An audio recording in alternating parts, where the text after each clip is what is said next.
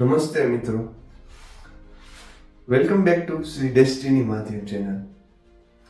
आज हम सीखेंगे कि आखिर में एक सक्सेस होता क्या है, उसके पीछे का राज क्या है। हम जल्दी ही सीखेंगे कि आखिर में एक इंसान सक्सेसफुल हो कैसे सकता है, वहां तक पहुंचने के लिए कौन से स्टेप होते हैं और क्यों हमें ये कॉलेज स्कूल्स में नहीं सिखाया जाता है। क्योंकि वो लोग नहीं चाहते कि हम एक आखिर में सक्सेसफुल इंसान बने। क्यों? इसके पीछे के लिए इसके पीछे बहुत सारे राज हैं। अगर वो राज मैं इस वीडियो में आपको बताऊंगा तो वीडियो बहुत लंबा हो जाएगा, उसके ऊपर हम एक अलग से वीडियो बनाएंगे। पर आज हम ये सीखेंगे कि आखिर में एक सक्सेस होता क्या है, उसके कौन से स्टेप होते हैं। तो चलो हम सीखते हैं what is the journey of success. देखो, सक्सेस का मतलब ये नहीं है कि हम कोई चीज पे काम करें और उसमें हमें सफलता मिल जाए वो सक्सेस होता है। नहीं, वो सक्सेस नहीं होता।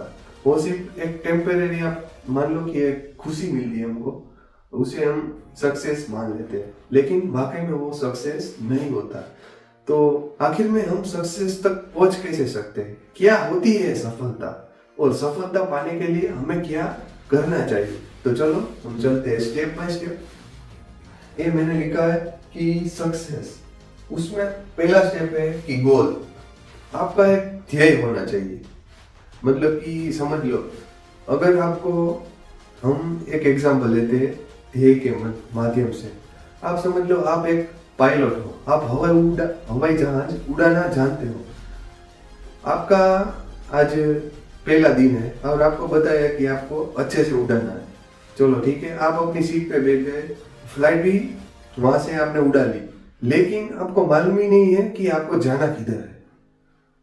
आपको आपकी डेस्टिनी मालूम ही नहीं है कि अगर आपने टेक ऑफ कर लिया तो आपको लैंड किधर करना है वही आपको मालूम नहीं है। तो आप वहां तक कैसे पहुंच सकते हो। तो सफलता में सबसे पहले इंपॉर्टेंस होता है कि गोल, आपका लक्ष्य। आपको पता होना चाहिए कि हमें किस चीज पर और कहां तक, किधर, कब तक, कहां तक हमें वहां तक पहुंचना है। तो वो आपका विजन एकदम क्लियर होना चाहिए। वो हमको सिखाते हैं हम लोग कि हमारा कोई गोल है, लेकिन हमें खुद को ही नहीं मालूम होता है कि आखिर में गोल होता क्या है। गोल वही होता है बस हमारा एक लक्ष्य, जहां तक हमें वहां पहुंचना है। आजकल के लोगों के लिए बहुत सारे लक्ष्य होते हैं, गोल होते हैं। कुछ लोगों के लिए तो मैं क्या बताऊँ, वो ऐसा गोल होते हैं कि चलो भाई आज मैं इतना काम कर रहा हूँ तो ये साल में मैं इतना कमाऊंगा और अगले 10 सालों में मैं इतना कमाऊंगा। तो मेरा गोल है कि मैं इतना कमा सकूं। किसी लोगों के लिए एक मकान बनाना उसका गोल होता है, किसी लोगों के एक नई गाड़ी खरीदना उसका गोल होता है। ये सभी गोल होते हैं, इसको हम सफलता नहीं कह सकते। आपको समझ में आया गोल और सफलता के बीच का माध्यम। वैसे ही नेक्स्ट स्टेप है हमारा गैदर नॉलेज।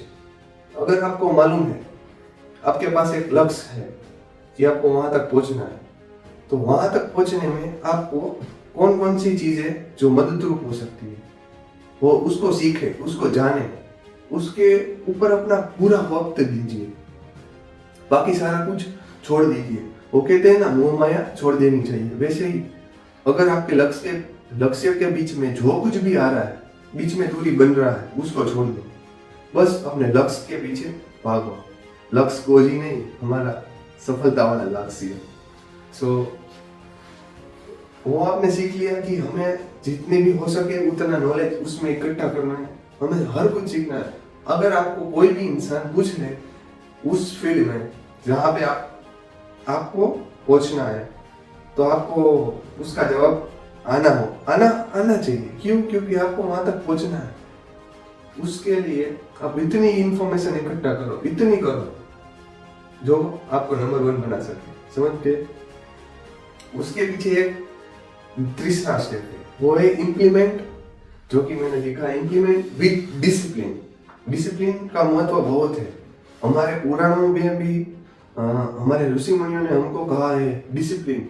डिसिप्लिन का मतलब वो नहीं कि चलो भाई आज हमने ये किया तो हम कल भी ये करेंगे और अलग टाइम पे करेंगे। डिसिप्लिन का मतलब होता है कि एक चीज हर रोज करे और सही टाइम पे करे, उसका मतलब डिसिप्लिन आपके जीवन में होगा और उसके साथ इम्प्लीमेंट भी होगा। तो वो दोनों शक्ति इकट्ठा होकर आपको वहां तक पहुंचाएगी जहां तक आपने सोचा नहीं होगा।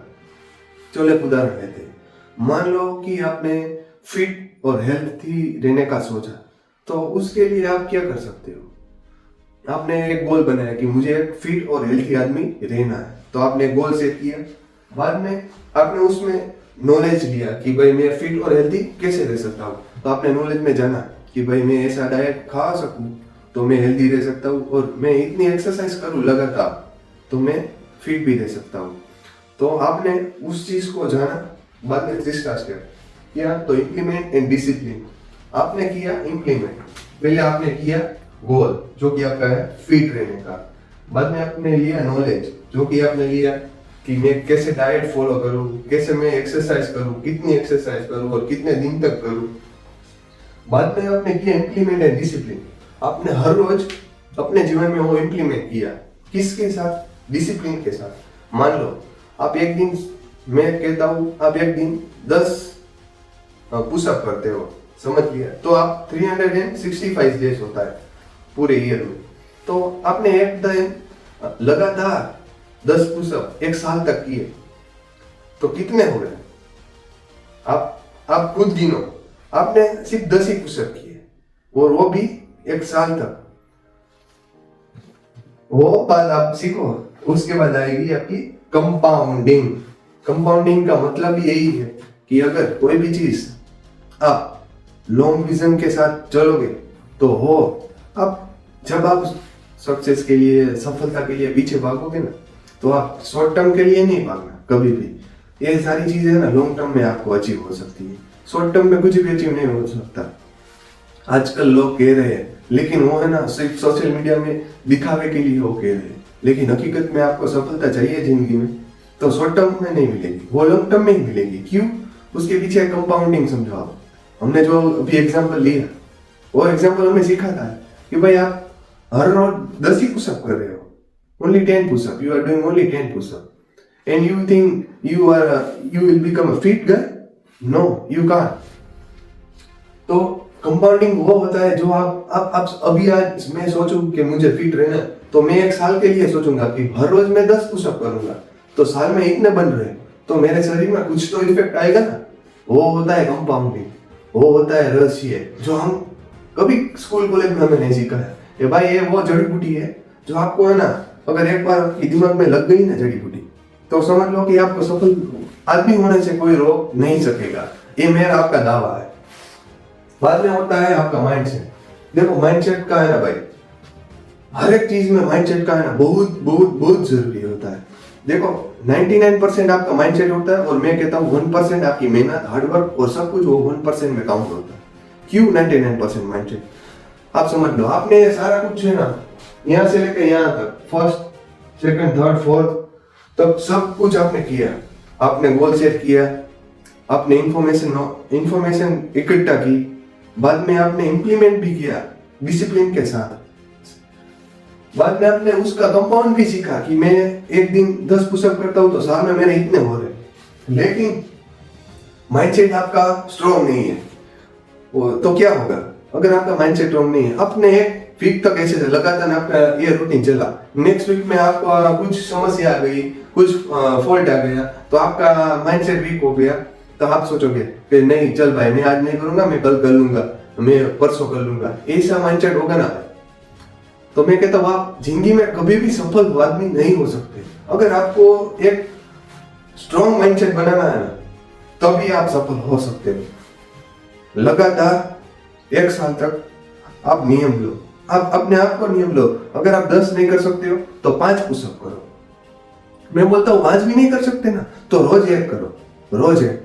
बाद में 365 दिन में 365 पुशअप तो आप कर सकते हो। कुछ नहीं करने से अच्छा है कि कुछ कर ले। तो समझो हमारे वहां भी एक ऐसा कहावत है ना कि फूल नहीं तो फूल की पाकड़ी, वही अच्छी है हमारे लिए। तो वैसे ही भाई, अगर आप 10 नहीं कर सकते तो 5 करो, 5 भी नहीं कर सकते तो एटलीस्ट 1 भी कर लो, फिर भी आप फिट एंड हेल्दी रह सकोगे।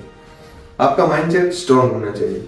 ये पांचों चीज आपने सीख ली ना, तो आपको सफल होने के लिए कोई भी नहीं रोक सकता। इस दुनिया में किसी की ताकत नहीं है जो आपको सफल आदमी होते हुए रोक सके। क्यों?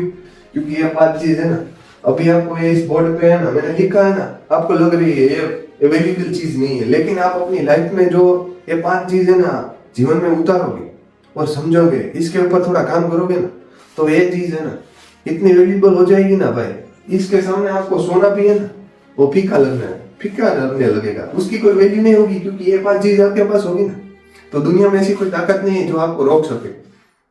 ऐसी कोई ताकत नहीं है भाई। आप खुद सोचो, जब इसका रहस्य आपको मालूम होगा ना, तभी आप इसकी वैल्यू कर पाओगे। तब तक आज तक मुझे भी नहीं मालूम था, लेकिन जब इस दुनिया में हम आते हैं, जब हमारे ऊपर ऐसा प्रेशर होता है, जब उस प्रेशर में हम सीखते हैं ना कुछ, तब जाके हमें हर एक चीज की वैल्यू होती है। और आज मैंने इसकी वैल्यू जानी है, तो मैं भी चाहता हूँ कि आप सभी भी जान सको कि अगर हमें सफलता चाहिए तो कैसे, और सफल होने के लिए हमें कौन से स्टेप लेने चाहिए।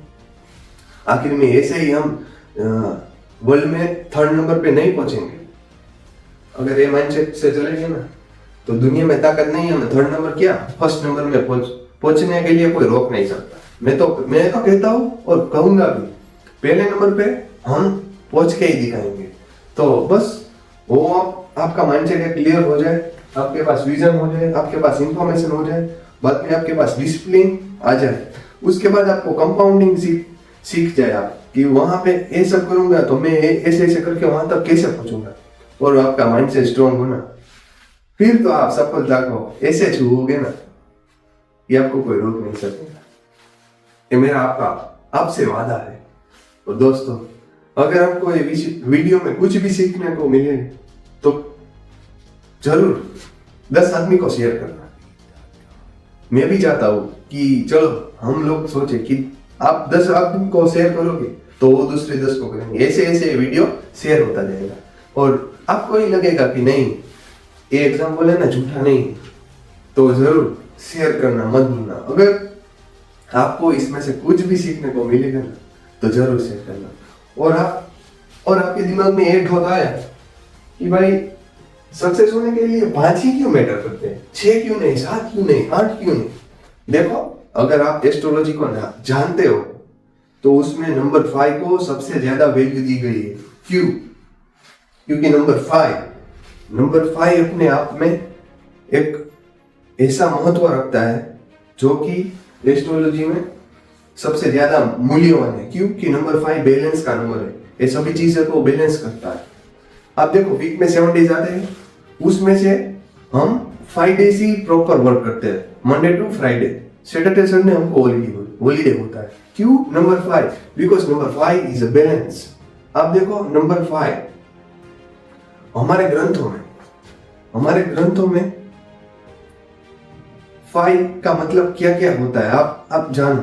मैं आपको सिखाऊंगा कि नंबर 5 क्यों, ये नंबर 5 मैंने क्यों रखा, क्योंकि नंबर 5 का ऐसा मूल्य है हमारे पुराणों में। आप देखो, 5 ज्ञान इंद्रिय, 5 कर्म इंद्रिय, 5 ही क्यों ज्ञान इंद्रिय, तो कि काम, क्रोध, लोभ, मोह और ईर्षा।